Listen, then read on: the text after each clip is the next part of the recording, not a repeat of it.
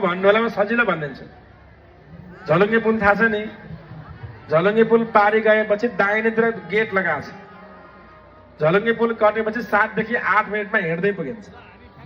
धेरै भक्तहरू जाने आउने पुरै मेरा लागेको छ, चिन्ता केही पनि नगर्नु। कथा सुनेपछि पारी गएर भोजन ग्रहण गरेर मात्रै घर फर्किनुहोस् ल। दुईटा हात माथि गरौँ सबैले, दुवै हात माथि, अझै माथि, अझै माथि, भएन अझै माथि, अझै माथि के जोडसँग ताली बजाएर हाँसौँ एकपल्ट।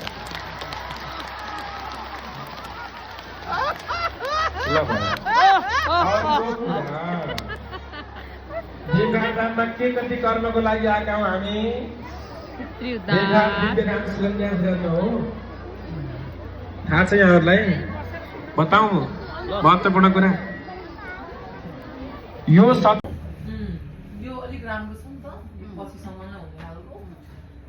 त्यसैमा कि अलिक खरिलो, अलिक बढी वेटको पनि छ, 180 190 को पनि छ। मनी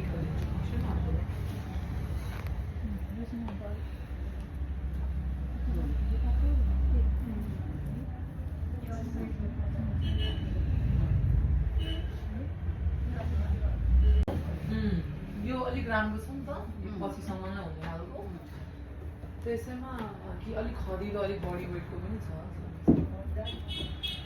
180 190 को पनि छ। मनी